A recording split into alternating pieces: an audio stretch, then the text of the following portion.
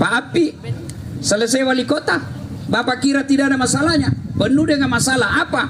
Mengakomodir semua keinginannya tim sukses. Sudah selesai itu, tentu masih banyak lagi masalahnya. Apa masalahnya? Menerapkan janji-janji kampanye dulu, yang mana sekarang ini keuangan kita sangat susah. Karena banyak door prize dalam rangka 418 Kota Makassar. Tapi Pak Ustadz, Kepada Assalamualaikum warahmatullahi wabarakatuh. Alhamdulillah, alhamdulillahi rabbil alamin, wa bihi nasta'inu ala umurid dunya waddin. Ashhadu an la ilaha illallah wa ashhadu anna Muhammadan abduhu wa rasuluh. Allahumma salli ala Sayyidina Muhammad wa ala alihi wa sahbihi ajma'in. Amma ba'd. Ma'asyiral muslimin muslimat, Bapak Ibu saudara-saudara sekalian teristimewa yang kita hormati, Bapak Wali Kota Kota Makassar beserta Ibu Wakil Wali Kota dan semua yang disebut tadi Pak Wali Kota yang 3 lembar itu, yang insya Allah dimuliakan rahmati Allah Subhanahu wa Ta'ala. amin. Acara malam kita ini disebut Maulid. Mana ini Pak Kadis? Ada kepala dinas yang hadir di sini? Ada. Pak Kadis, berapa kali Ki hadir? Berapa kali Ki lahir? Berapa kali lahir? 1. Ya kan? Hari lahir itu saya lahir tanggal 21 Desember. Hari lahir itu disebut Maulud. Tiap tahun saya rayakan pengajian namanya Maulid. Hari lahirnya Maulud, perayaannya Maulid. Nah, hari ini kita Maulid. Di media sosial saya sering sebar ajakan untuk Maulid. Banyak adik-adik kita yang belajar agama setengah-setengah. Dia bilang Maulid itu bid'ah, Maulid tidak ada pada zaman Nabi. Oke, kita setuju. Bagi mereka yang tidak setuju dengan Maulid dan mengatakan ini bid'ah, mari kita jelaskan sedikit apa yang salah dengan Maulid. Yang pertama, kita dengar coba. Dengan Maulid, alhamdulillah kita dengar pengajian ayat suci Al-Quran. Ada tadi. Mana ayat, hadis atau pendapat ulama yang mengatakan mendengarkan ayat suci itu haram? Tidak ada. Yang kedua, dengan Maulid, alhamdulillah kita dengar ceramah. Mana ayat, hadis, pendapat ulama yang mengatakan haram dengar ceramah? Yang ketiga, dengan Maulid kita bersilaturahmi. Dengan Maulid, Pak Wali Kota yang kita sebut dulu mulia bisa menepati janji pada malam ini. Dulu kan kita bilang kalau menang mulia kita Maulid, dan alhamdulillah malam ini kita realisasikan janji kita. Beda kalau caleg. Kalau caleg Nabi bilang pilih saya, sama-sama ke orang poter. Ini kartu namaku. Ada masalahmu telepon nggak? Begitu terpilih, nah ganti nomor HP-nya. Ada begitu? Ada. Ada. Kau salah karena mau pilih. Tapi alhamdulillah Wali Kota Tatawa betul-betul sesuai tagline-nya, mulia. Dia janji tahun lalu, alhamdulillah malam ini kita tepati. Cuma setelah saya teliti, setelah saya analisa, oh ada yang kurang. Apa yang kurang? Telurna. Ini kurang-kurang, ini berarti kurang sponsor. Nah, dengan Maulid kita bersilaturahmi.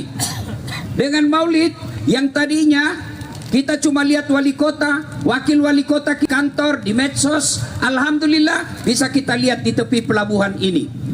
Yang selama ini das atlatif kita hanya dengar, kita hanya lihat di medsos, di TV, alhamdulillah malam ini kita lihat secara langsung. Saya bilang, kenapa Mi kalau langsung? Gak marah kok. Saya memang tidak gagah bos. Ya aku ini hitam pendek ceper, tapi saya penuh pesona. Masya Allah. Baik, masih mau kok. Mana bukti Ustaz? Mau semua kau foto sama saya toh?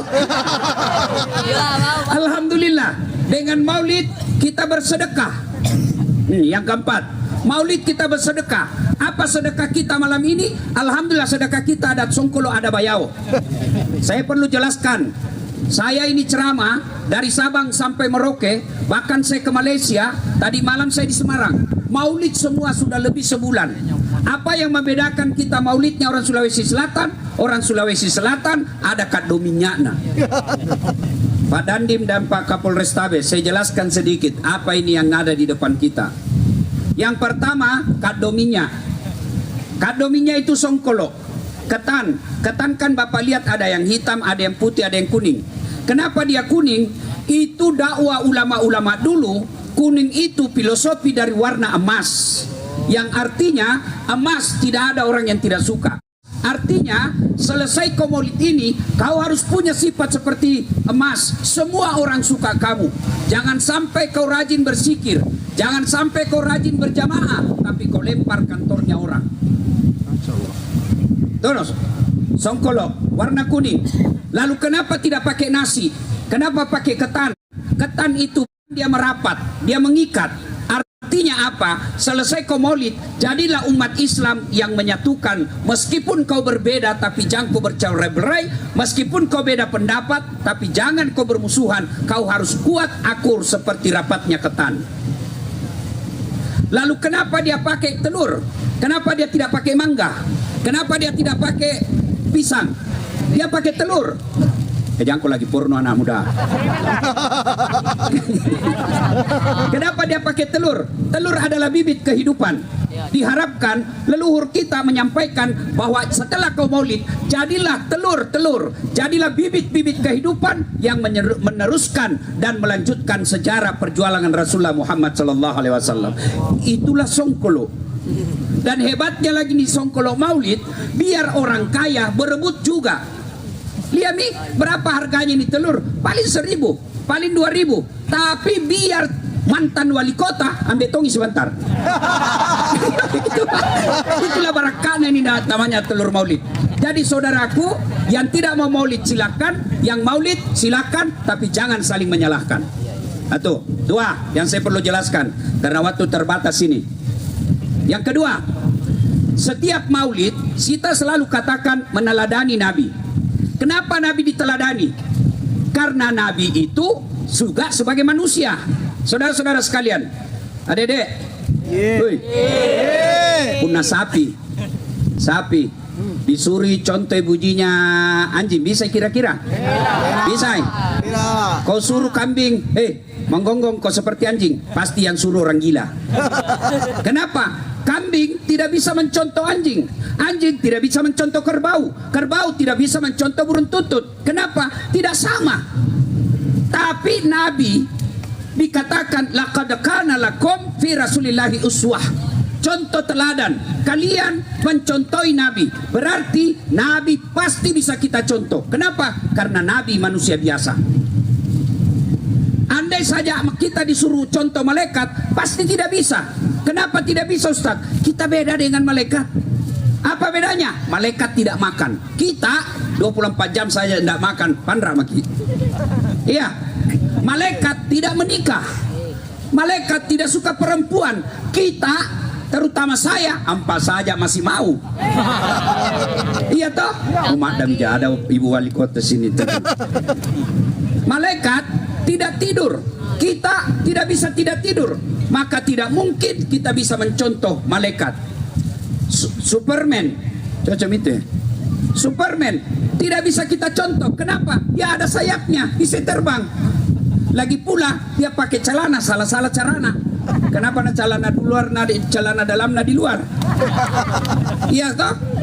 Tapi Muhammad sebagai manusia biasa pasti bisa kita contoh. Meskipun Muhammad SAW manusia biasa, tapi dia diberikan kelebihan oleh Allah Subhanahu wa taala. Sebagai manusia pilihan, beliau diberikan kelebihan. Apa kelebihan-kelebihannya? Satu, Nabi Muhammad air liurnya bisa jadi obat. Betul kah Ustaz? Baca sejarah hijrahnya Nabi.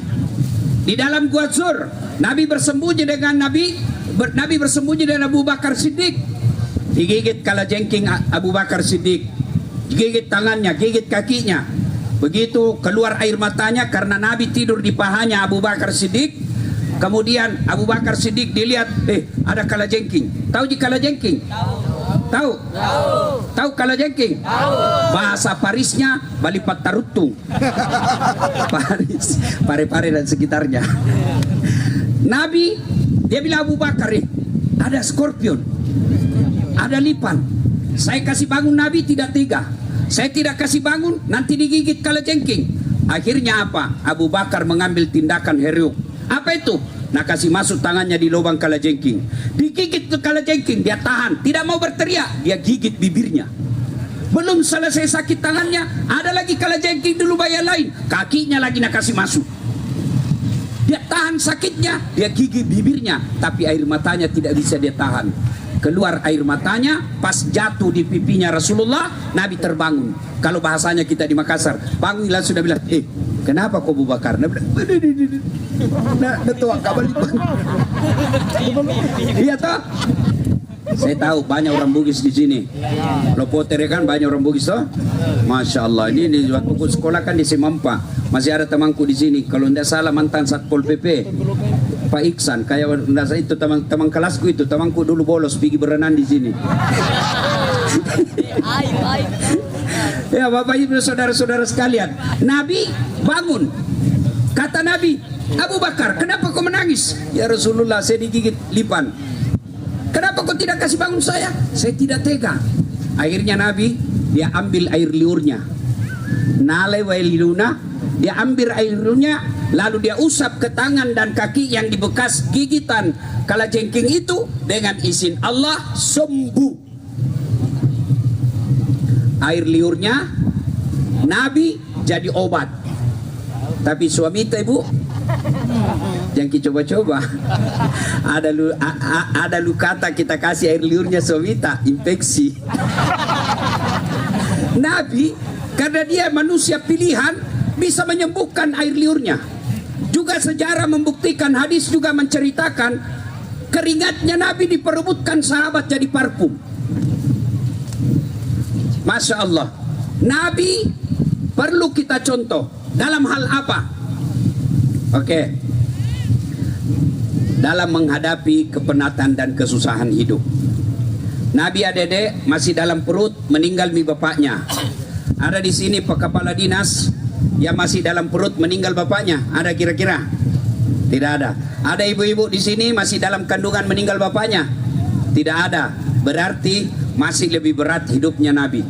4 hari setelah lahir diambil ibu susunya, Halimatus Sa'diyah. 4 tahun bersama Halimatus Sa'diyah, bawa kembali karena beberapa kali uji coba pembunuhan oleh orang Yahudi. Maka Halimatus Sa'diyah membalikkan anaknya Muhammad kecil waktu itu 4 tahun, lalu dibawa kembali ke Mekah kepada ibunya. Usia 6 tahun, ibunya berkata, nak, kita pergi ke Yasrib. Yasrib itu Madinah sekarang. Kita pergi ziarah kubur, nak. Kita pergi ziarah kubur, lihat bapak, arwah bapakmu. Ini pesannya bahwa boleh kita ziarah kubur. Yang tidak boleh pergi ke kubur minta-minta. Ada begitu? Ada dulu. Sekarang tidak ada mi. Cuma masih ada sekarang pergi berdoa di kubur. Terutama kita yang pengantin baru. Pakai kemeja putih, pakai songkok baru, pakai lipas sabbe. Datang itu pengantin baru dibawa sama bapak, nak pergi ziarah kubur di nenek. Nah bilang, oh nenek, ni akin tu kodon cucu no, elebaki bunting, doa-doakan kodon na cepat dapat anak, supaya baik rezekina. Kenapa na orang hidup minta didoakan sama orang mati? Orang mati bukan mendoakan orang hidup, tapi orang hidup yang mendoakan orang meninggal. Nah, sudah. Kemudian setelah balik dalam usia 6 tahun, balik dari Madinah ziarah kubur, di desa bernama Afwah, meninggal ibu beliau, Siti Aminah. Meninggal di situ, Rasulullah sampai dijelaskan, begitu sedihnya ditinggal ibunya, beliau pingsan dan beberapa saat direndam air sehingga bisa beliau bangun. 6 tahun yatim piatu. Berapa anaknya Nabi? 7 anaknya Nabi, Pak. 6 yang meninggal usia remaja dan usia balita dilihat langsung oleh Rasulullah. Ada di sini 6 anaknya meninggal? Ada? 1 saja anak tak meninggal, Pak. Kita kadang kala tekanan. Rasulullah dilihat dengan kepala sendiri 6 anak beliau yang meninggal. Pamannya sendiri orang yang melindungi beliau, namanya Hamzah, dilihat mata kepalanya dalam perang Uhud, dibuka dadanya oleh Hindun, istrinya Abu Sufyan, yang dendam ketika kalah di perang Badar. Dia dendam kepada Hamzah. Ketika Hamzah meninggal, dia belah dadanya, dia gigit hatinya Hamzah, tapi dengan insya Allah tidak bisa. Dia gigit lagi, tidak bisa robek dengan izin Allah. Dia lihat pamannya sendiri diperlakukan seperti itu. Kita tidak ada melihat saudara kita diperlakukan seperti itu. Nabi luar biasa beban hidupnya. Selesai menikah usia 40 tahun makin dimusuhi. Puncak permusuhannya orang-orang kafir Quraisy, diusir dari kampungnya, dari Mekah ke Madinah. Siapa yang mengusir? Pamannya sendiri. Pak Kepala Dinas, Pak Camat, Pak Lurah, dengar gini Pak, Nabi ini Pak, tidak ada dosanya, kekasih Allah, tidak pernah rugikan orang Pak, diusir dari kampungnya, pamannya sendiri. Nabi Pak, kita baru mantan kepala dinas, dibuliki di medsos, galau maki. Nabi penuh tekanan hidupnya, keluar dari Madinah, keluar dari Mekah, mulai lagi diperangi. Boleh dikata Bapak Ibu sekalian, 70% hidupnya Nabi penuh dengan penderitaan dan tantangan. Tapi alhamdulillah sampai detik ini tidak pernah kita dengar Rasulullah galau dalam dakwah. Tidak pernah kita dengar Rasulullah pinjol. Padahal hidup beliau pun pernah 3 hari 3 malam tidak makan, sampai Hasan Hussein cucu beliau pucat karena tidak makan. Tapi tidak pernah kita dengar sejarah Nabi ngutang. Apa rahasianya dalam menghadapi beban hidup? Satu rahasianya, pelihara sholat. Tidak ada orang tidak ada masalahnya Pak. Lihat maki, mana ada orang tidak ada masalahnya? Ini kepala dinas semua ini, muka-muka penuh masalah. Pak Api selesai wali kota, Bapak kira tidak ada masalahnya? Penuh dengan masalah. Apa? Mengakomodir semua keinginannya tim sukses. Sudah selesai itu, tentu masih banyak lagi masalahnya. Apa masalahnya? Menerapkan janji-janji kampanye dulu, yang mana sekarang ini keuangan kita sangat susah. Tidak ada orang tidak ada masalahnya. Saya yang penceramah, Bapak pikir tidak ada masalahku? Ini Pak, banyak sekali masalah saya. Apa masalah saya paling besar sekarang? Setelah saya viral, apa masalahku Pak? Banyak janda-janda curhat. Oh modus, betul Kak Pak Ilham? Bahan sekalian DM Kak kadang-kala. Nah bilang, Ustaz, baru meninggal suamiku, adakah doa-doa penenang jiwa? Saya bilang, ini kita amalkan Ibu. Baru bangun ki ini, kalau galau ki ini kita baca.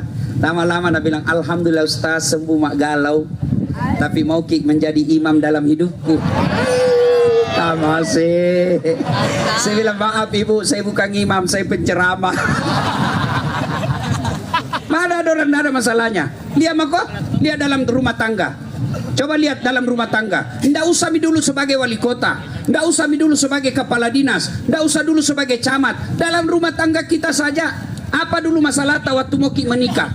Mudah-mudahan diterima lamaran.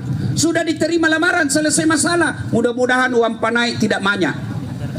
Tak mampu dilakukan itu uang panai. Apa setelah masalah itu? Masalah itu pilih lagi gedung. Sudah lagi ada gedung, masalah lagi masalah. Apa? Mudah-mudahan bisa dibayar. Selesai itu apa masalah? Ada orang mau punya anak. Ada orang Pak 4 tahun menikah tidak ada anaknya. Ada orang ada anaknya, apa masalahnya? Tidak ada rumahnya. Iya toh?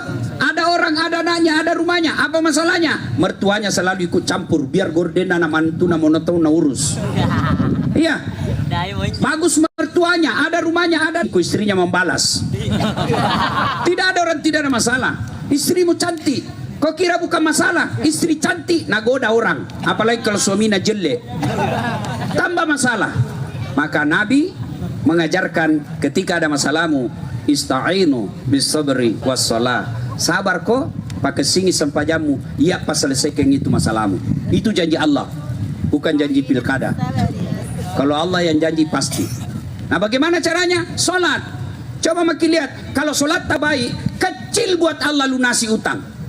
Lihat Maki, saya kasih contoh. Ada Pak Kapolres di sini, pasti ada ajudannya. Ini Pak Kapolres Pak Dandim ada ajudannya. Coba Mi kalau beliau panggil ajudan, ajudan, itu ajudan biar duduk makan cang goreng, langsung lompat, siap komandan. Kalau perlu natalangi itu anuna. Ndak mina kunyah kudu, siap komandan. Iya toh? Padahal ini Kapolres ada mutasinya, ada pensiunnya. Takut namamu itu sama komandannya. Iya toh? Ada kira-kira Kapolres panggil, ajudan, tunggu dulu Pak.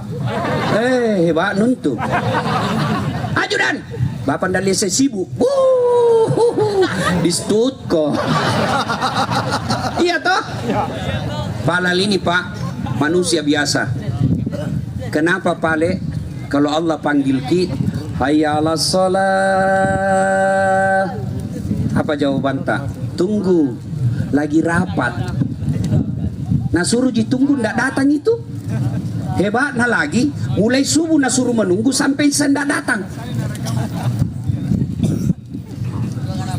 Kita berdoa, ya Allah sembuhkan penyakitku, ya Allah bahagiakan rumah tanggaku, ya Allah tambahkan rezekiku. Bapak pikir Allah tidak ada kok, saya kasih kok. Apa panggilan Allah atas, apa jawaban Allah atas panggilan kita?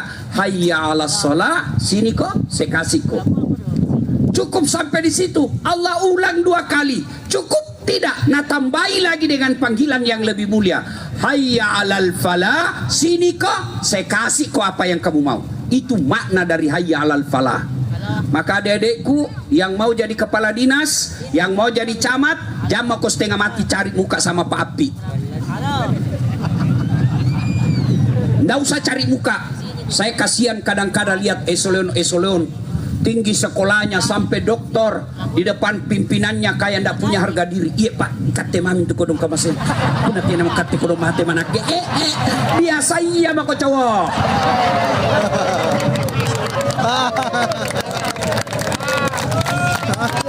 Aku terlalu menjilat. Pak Wali, mau kita tahu ciri-cirinya penjilat? Kalau pidato biar ndak lucu, pura-pura tongi ketawa. Biasa iya bako. Sambayang ko saja bos. Perbaiki sambayangmu, perbaiki kerjamu, biar Allah yang gerakkan otak dan hatinya Pak Api. Tunjuk kok. Nggak ada susahnya Allah gerakkan hatinya wali kotamu kalau Allah mau. Kalau ada kau minta kau sudah sholat tidak dikasih, kau percaya kok apa yang kamu minta tidak baik. Kan masih ingat toh 2014 maju toh ngapil wali. Jangan kau ketawa cilaka.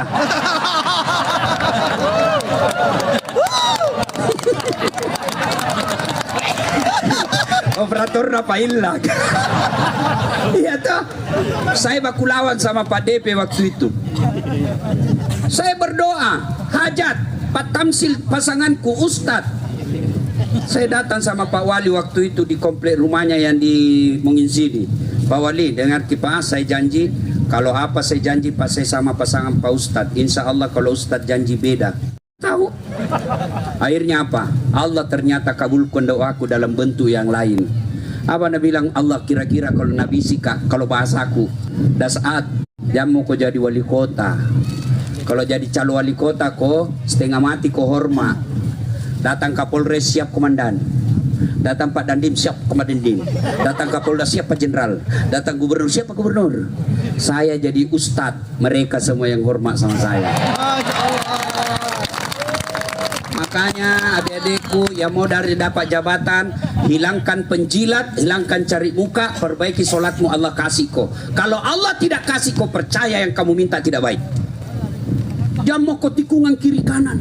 Siapa ini dibisi? Ustaz, katanya dekat sekali sama papi. Saya bilang memang dekat, tapi saya penceramah bukan tim sukses. Kita nak pusingi juga bilang. Begitu ndak dibantu, nak bilang kau dinjo Ustaz kah? Yang ketawa serius kah ini? Ayo. Dan perlu contoh saja Pak Wali. Saya sering lihat ini hebatnya di dua wali kota Pak Ilham sama Pak Api, rajin berjamaah. Bapak mau lihat Pak Api pergi sholat, cari di subuh di Jalan Gunung Merapi. Ada itu selalu sholat subuh, tidak ada ajudan, tidak ada kamera yang ikut. Kalau ada kamera ikut pencitraan. Wali kota aja salat berjamaah, apalagi kita. Ayo, Pak Wali, kalau boleh saya bersaran Pak, cari pejabat eselon, lihat saja yang rajin berjamaah di masjid. Kalau tidak pernah berjamaah di masjid, cerita campuran tuji itu Pak, carutu. Dan itu hebatnya wali kota kalau berjamaah di masjid Pak, masjid balai kota, anak buah ikut tongi. Coba lihat ini Pak Wali, kalau sembahyang kita berjamaah di masjid itu, Assalamualaikum warahmatullahi. Assalamualaikum warahmatullahi. Selesai sholat kita bilang, mana ini kepala dinas pendidikan tidak pernah tuh kuliah berjamaah. Contoh-contoh gini. Nah dengar ajudan telepon Pak Kadis, Pak Kadis, nah cari Pak Wali. Tidak pernah kebeda didapat di masjid salat berjamaah. Besok Pak belum piasan ada di dalam. Itulah hebatnya wali kota kalau dia pergi salat jamaah Pak. Anak buahnya pasti akan malu ketika dia tidak ikut. Itulah yang disebut lebih baik kita paksa anak buah kita masuk surga daripada sukarela masuk neraka. Wah, apa ini? Jelas nih. Kalau tuh kita dibilang gaspol tuh. Bapak saudara-saudara sekalian, maka ketika ada masalah sholat, tidak ada susahnya bagi Allah. Coba lihat laut, lihat dulu sebelah kiri laut. Coba lihat Pak, ini laut. Kalau buka Quran ada manusia, di dalam ini ada ikan. Kalau buka Quran ada manusia yang pernah hidup dalam perut ikan. Sehebat-hebatnya orang potere, tidak ada yang pernah hidup dalam perut ikan. Kalau saya, ikan masuk perutku. Tidak masuk akal manusia bisa dalam perut ikan. Tapi kalau Allah yang mau, kecil buat Allah. Nabi Yunus 40 hari dalam perut ikan bisa hidup Pak. Terkenallah zikir taubatnya Nabi Yunus, la ilaha illa anta subhanaka inni kuntu minadz zalimin. Nabi Yunus dijelaskan mengalami 3 gelap. Gelapnya malam, gelapnya dasar laut, dan gelapnya dalam perut ikan. Apa dia putus asa? Apa dia galau? Tidak. Apa dia katakan? La ilaha, tiada Tuhan selain engkau, subhanaka, maha suci engkau ya Allah, ini sesungguhnya saya kuntu minadz zalimin, telah menzalimi diri saya sendiri. Jadi kalau ada niatmu jadi camat, jadi kepala dinas, jadi asisten, jadi sekda, ternyata Allah tidak kasih, kau perbanyak doanya Nabi Yunus. Sabar. Ista'inu bisabri wassalah. Sabar. Dulu kepala dinas ki, tapi ternyata salah picca. Lagi didukun dulu atau pilwali. Mau ki 2 kaki, mau ki amin aman toh, main 2 kaki, ketahuan. Oh male. Yang tadinya kepala dinas menjadi staf ahli. Ahli yang tidak ada stafnya. Sabar maki, mau di apa? Mau di apa sabar maki? Tidak ada bikala itu ilmu sabar. Biar kau ulama, biar kau hafal Quran, biar kau doktor, profesor, ketua ulama, tapi kalau kau tidak punya ilmu sabar, mustahil kau bisa damai dengan hatimu. Sabar. Saya juga amalkan itu Pak. Kalau ada masalah saya sabar saja. Bagaimana reaksi sabar itu? Aplikasinya, cara prakteknya sabar ada dalam Quran. Alladzi iza asabatum musibah qalu inna lillahi wa inna ilaihi rajiun. Nah panggil ki Pak Wali, Dek, ada masalahmu ini. Sabar maki. Bagaimana sabar? Inna lillahi wa inna ilaihi rajiun. Tapi jantung di depannya Pak Wali bilang, inna lillahi wa inna. Oh tambah. Bagaimana caranya? Balik kanan paki Pak, keluar dari ruangan, baru kita usap dadata. Inna lillahi wa inna ilaihi rajiun. Supaya berbekas itu zikir Asmaul Husna, nama-nama Allah yang kita sebut, ucapkan itu, usap dada. Coba kita amalkan. Jengkel, marah, inna lillahi wa inna ilaihi rajiun, pasti berbekas. Lalu kenapa banyak ibu-ibu majelis taklim rajin berzikir tapi pegang tasbih itu tapi sambil bergosip? Subhanallah. Kenapa? karena dia mengucapkannya tidak tulus dan dia tidak usap dada. Coba bede, subhanallah, astagfirullah, usap dada pasti berbekas. Ada masalah dalam pekerjaan, inna lillahi wa inna ilaihi raji'un. Istri suka ngomel, inna lillahi, tapi jangkit di depannya, Pak, kukira mati. Balik kanan, inna lillahi wa inna ilaihi raji'un. Tapi kalau saya istriku marah, saya baca dalam hati inna lillahi wa inna ilaihi raji'un, baru ku peluk dari belakang sambil mak menyanyi, bila kamu di sisiku, langsung senyum-senyum. Masih marah, ku tambah keras pelukku, baru menyanyi lagi, bila Israel datang menjemput. Langsung kau kira mau mati. Ya, sabar. Saya yakin Bapak Ibu sekalian rajin semua sholat. Tapi jangan putus sampai di situ. Ayo sholat berjamaah. Pak, kalau mau belajar tentang masyarakat madani, belajar dalam sholat berjamaah. Apa maksudnya Ustadz? Coba lihat. Sholat berjamaah, namanya berjamaah pasti lebih dari satu. Berarti kita kumpul. Orang kalau berjamaah pasti beda-beda, Pak. Tapi meskipun kita beda, tidak boleh pakai bahasa masing-masing. Contoh, bayangkan kacaunya sholat kalau pakai bahasa masing-masing. Sholat berjamaah tapi pakai sholat masing-masing. Yang jadi imam keturunan Arab, dia takbir pakai bahasa Arab, Allahu Akbar. Makmum saudara kita dari Sidrap, dia takbir pakai bahasa Bugis, Pungallahu ta'ala malupu.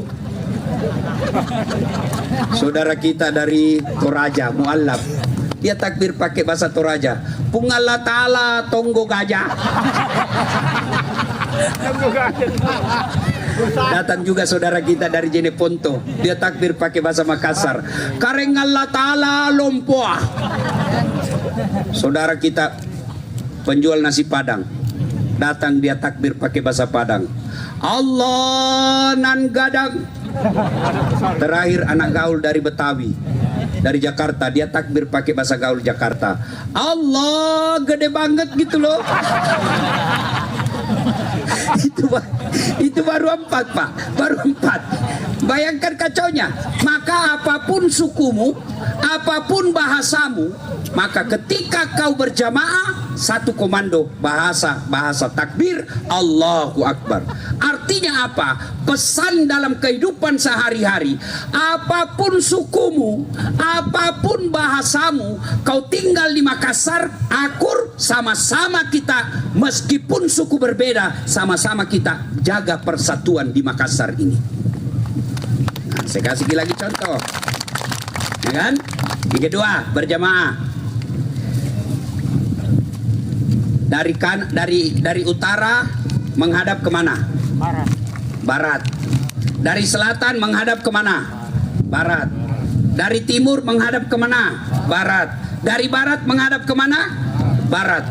Bayangkan kalau mau semua egois, semua mau berhadap kepada asalnya, yang barat menghadap ke barat, dari timur menghadap ke timur, dari selatan menghadap ke selatan, dari utara menghadap utara. Begitu ruku, tabrakan pantat. Itu maknanya kalau mau maju Makassar memang tidak boleh mengedepankan tim sukses, suku, ras, dan golongan. Kedua, pesan sholat jamaah. Pernah suatu ketika saya berjamaah, waktu saya masih kecil di kampung. Tiba-tiba ruku sujud lama sekali. Kenapa ini imam lama sekali? Tidak seperti biasanya. Ada temanku nangka kepalanya, sekarang jadi guru di Sidrap, nangkai kepalanya, langsung teriak, wih, lenyap imamnya. Hilang imam. Ternyata imam keluar dari pintu samping masjid. Hilang Pak, kacau sholat, bubar. Selesai sholat ditanya, Pak Imam, kenapa kau tinggalkan sab? Metu kana? Saya kentut. Pak Imam lain kali kalau kentut ki, kasih bangun dulu kepala atas supaya dilihat ki keluar. Apa nak bilang? Ku sengaja nak malu kak kau lihat. Siapa yang salah? Siapa yang salah? Imam. Maka dalam sholat berjamaah, kalau kacau imam, kacau saf. Salah imam, saf kita akan buyar. Maka hati-hati milih imam. Jangan pilih sembarang.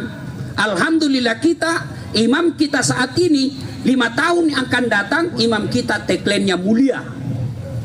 Mudah-mudahan tagline itu tidak sekedar mulia saja bahasanya, tapi mulia kepemimpinannya, mulia adabnya, mulia akhlaknya, mulia hasilnya. Amin. Saudaraku, pernah enggak berjamaah? Bapak-bapak, pernah berjamaah? Pernah. Pernah dengar imam salah baca? Pernah. Itu saja imam dalam masjid. Satu enggak banyak. Satu masjid, orang semua mau sholat, tidak ada niat macam-macam kotel mau sholat, masih kadangkala imam salah. Apalagi memimpin wali kota, apalagi memimpin kota Makassar ini, tidak mungkin wali kota tidak pernah salah dalam kepemimpinannya. Kalau dia salah, wali kota tak salah, itu manusiawi, tapi tidak boleh dibiarkan salah. Salat berjamaah, kalau imam salah, boleh ditegur. Boleh ditegur? Boleh. Jangan saat kita loyal, namanya taklid. Biar salah imam kita ikut. Mestinya ruku, imam sujud, kita juga sujud. Sama-sama kita salah, ayo salah sama semua. Tidak boleh. Kalau imam salah, kita orang Islam loyal kepada kepemimpinan, taat sama pimpinan, tapi kita punya hak untuk menegur ketika pimpinan kita salah. Bagaimana cara tegurnya ketika imam salah? Mestinya sujud, mestinya ruku dia sujud. Apakah cara tegur? Woi Pak Imam, salah kok? Tidak. Apakah kita dorong kepalanya? Woi salah. Apa kita tendang? Bodoh memang ini. Enggak. Siapa yang tegur? Ini namanya muballaga. Mana itu muballaga? Sebelah kanannya imam belakang. Kalau bapak dengar itu di Masjid Haram atau markas, ada biasa itu imam bilang begini toh. Kalau imam bilang Allahu Akbar, ada yang berteriak Allahu Akbar, Sami Allahu liman hamidah, Rabbana lakal hamd. Itu muballaga. Siapa muballaga? Anggota DPR. Maka anggota DPR ketika wali kota menaikkan pajak tak lewat-lewat, bicara ku anggota DPR. Masya Allah. Dan kau diam. Saudara dipilih bukan di lotre. Meski kami tak kenal siapa saudara. Iya toh? Maka kalau anggota DPR tidak ngomong, mahasiswa turun. Kalau mahasiswa turun, tutup jalan. Kalau tutup jalan, orang sakit kasihan terpaksa meninggal di ambulans. Siapa yang tanggung? Anggota DPR, karena kau tidak bicara. Boleh ditegur, tapi cara tegurnya bagaimana? Subhanallah, maha suci Allah. Bukanlah subhanallah kau tegur imam, hei salah kau. Bukan subhanallah itu. Dan siapa yang tegur? Tidak boleh semua tegur. Kenapa? Bingung imam. Bayangkan kalau imam salah, tegur desa kanan, tegur sini, tegur kanan, tegur paling ujung, bingung imam. Yang mana mau ku dengar ini? Makanya anggota dewan yang ngomong, bukan semua kita, bingung ki. Jangan ada berjamaah nak tegur imam. Ruku, mestinya ruku dia sujud. Langsung dah bilang jamaah, dia bilang, Pak Imam salah kok. Langsung dah bilang salah, salah kau juga, bicara kau. Langsung dah bilang sampingnya, iyo di, bicara orang batal sholat. Langsung yang keempat nak bilang batal semua sembayammu. Terakhir nak bilang, untung saya tidak bicara. Ini belen-belen jadi. Ya, makanya itu muballaga. Anggota DPR ngomong. Bagaimana caranya? Ngomong dengan mengucapkan subhanallah. Tegur wali kota bukan dengan membuli di medsos. Tegur wali kota bukan dengan memaki di medsos. Tegur wali kota bukan dengan bakar kantor wali kota. Adik-adik yang ikut demo, dengarkah ini? Sama-sama kita warga Makassar. Menurut hasil investigasi, berapa kerugian yang ditanggung? 5 nyawa. Nyawa bos tidak bisa dibeli. Biar mau kau saya kasih uang 10 miliar, tapi langsung kau masuk kubur. Mau kau saya kasih 100 miliar, tapi masuk kau kubur. Nyawa tidak bisa ditebus. 5 orang meninggal, Pak. Anggota DPR hilang kantornya. Berapa kerugian yang ditaksir oleh orang yang punya pekerjaan menaksir itu? Katanya Pak Wali tidak salah lebih 300 miliar.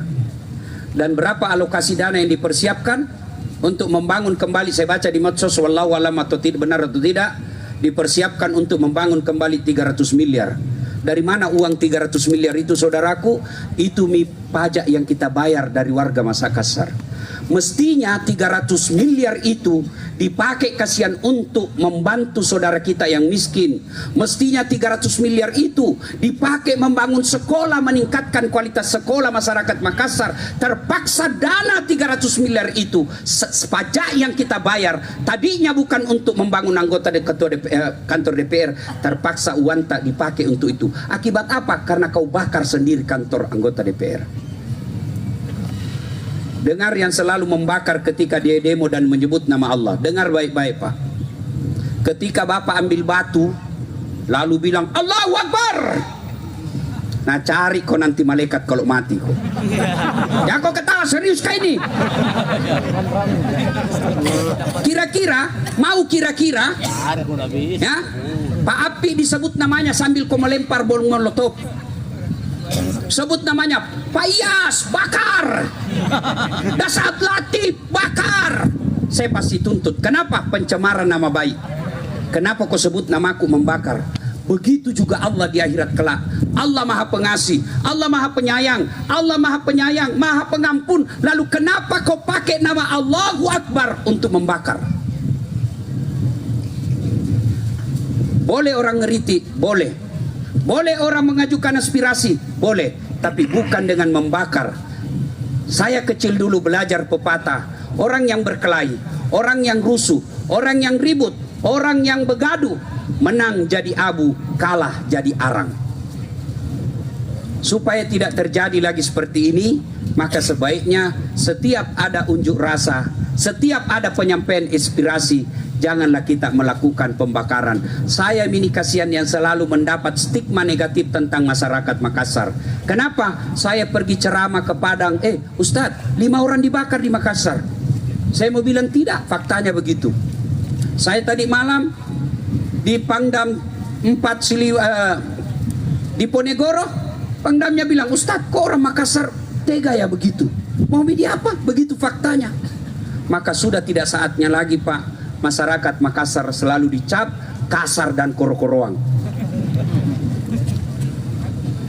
Mestinya masyarakat Makassar dikenal adalah masyarakat yang ramah dan penuh tanggung jawab.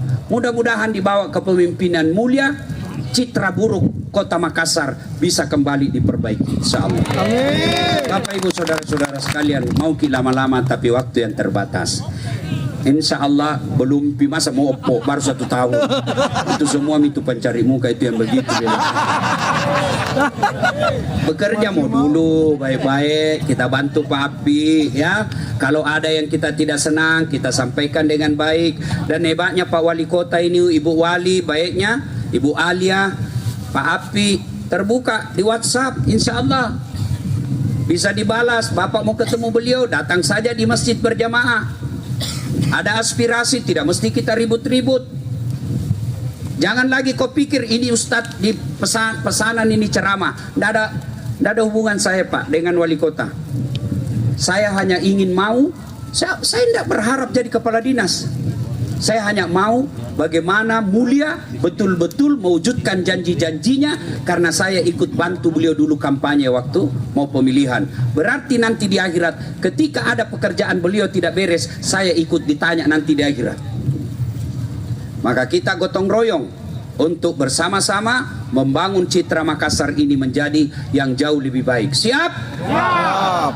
Mudah-mudahan ada manfaat, lebih dan kurangnya mohon dimaafkan. Demikian, laqad kana lakum fi Rasulillahi uswatun hasanah. Sungguh pada diri Muhammad itu terdapat contoh teladan yang sangat baik. Mari kita contoh Rasulullah sallallahu alaihi wasallam. Awal sekali dari semua itu, kita biasakan diri kita hidup sholat berjamaah. Kalau tidak bisa 5 waktu, adalah dalam 1 waktu sholat, minimal maghrib dan subuh kita datang berjamaah. Demikian, usikum wa nafsi bitaqwallah, fastabiqul khairat. Assalamualaikum warahmatullahi wabarakatuh.